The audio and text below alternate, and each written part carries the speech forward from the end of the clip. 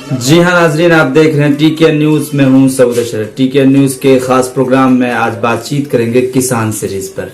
और किसान की बात में आपको हम बता दें कि किसानों का दिल्ली में सिंघू बॉर्डर, चिल्ला बॉर्डर, गाजीपुर बॉर्डर पर आज तकरीबन 2 महीने होने जा रहे हैं, लेकिन सरकार से 11वें दौर की बातचीत भी फेल रही। 11 दौर की बातचीत और 45 घंटे सरकार और किसानों के बीच में जो बातचीत हुई वो भी असफल रही। अब इस देश की स्थिति आप देख सकते हैं कैसा हो गया है कि जहां बेरोजगार अपने रोजगार को मांगते और सवाल करते और सवालों पर लाठियां खाते जब थक गए, उनको रोजगार तो मिला नहीं। इस देश के वो लोग जो लोकतंत्र को बचाने के लिए हमेशा आगे आते हैं, कभी CAA NRC NPR के नाम पर, कभी कॉन्स्टिट्यूशन को बचाने के नाम पर, कभी अम्बेडकर जयंती के नाम पर, लेकिन वो लोग भी थके नहीं हैं, बल्कि कॉन्स्टिट्यूशन और भारत जैसे लोकतांत्रिक देश को बचाने के लिए आगे भी संघर्ष करते रहेंगे।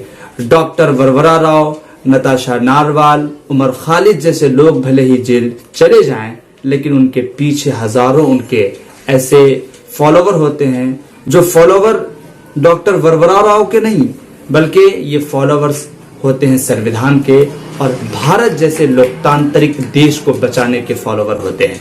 खैर, आज बात करेंगे किसानों के मुद्दे पर।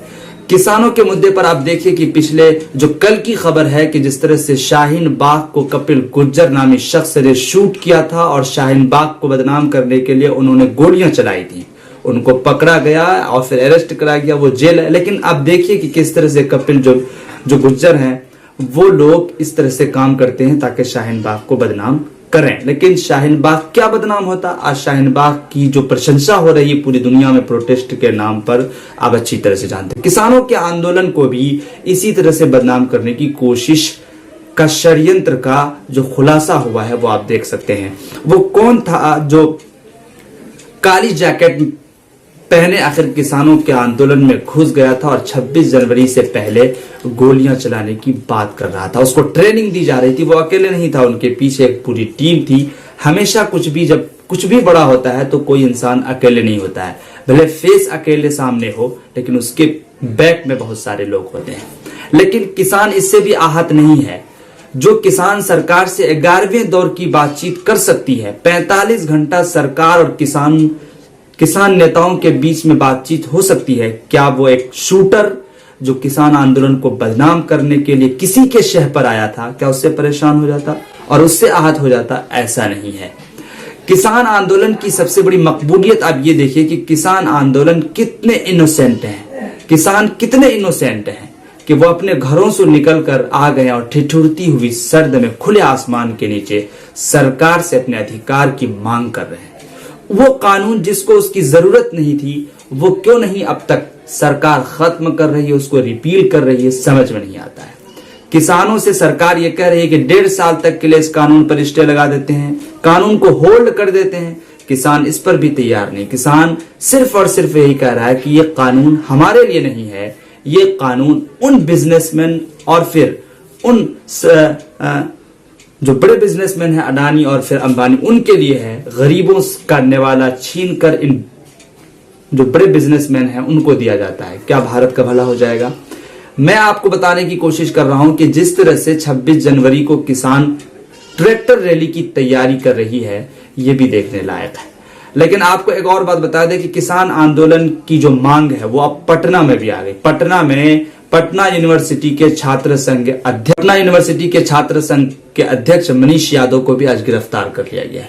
वो भी अपनी टुकड़ियों और अपने समर्थकों के साथ किसान आंदोलन को समर्थन देने जो जेपी गोलंबर है वहां पे धरना प्रदर्शन कर रहे थे। उनका धरना प्रदर्शन बहुत ही पीसफुली था, शांतिपूर्ण धरना प्रदर्शन था, लेकिन फिर भी मनीष यादव को पकड़ के पुलिस ने अरेस्ट कर लिया है और अरेस्ट कर लिया है। सवाल यह है कि आखिर किन किन को आप अरेस्ट करेंगे?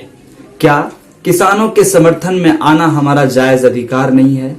क्या लोकतंत्र को बचाने की लड़ाई इस देश के युवाओं के कंधे पर नहीं है?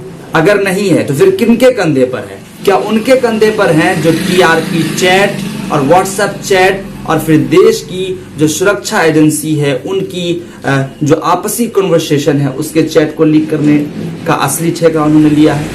इसीलिए हम आपसे अनुरोध करते हैं कि आप ज़रूर किसानों के समर्थन में आइए रोड पर, और सरकार से किसानों के हक की लड़ाई की मांग होनी चाहिए और ज़रूर होनी चाहिए, क्योंकि जब तक इस देश का अन्नदाता नहीं बचेगा तब तक आप कहां अपनी आरामदेह कुर्सी पर बैठकर रोटी और चावल का मजा लेंगे। इसलिए मैं आपसे जो आगे बात कहने की कोशिश कर रहा हूं वो ये है कि आखिर इस देश का अन्नदाता क्यों इतना ज़्यादा परेशान है।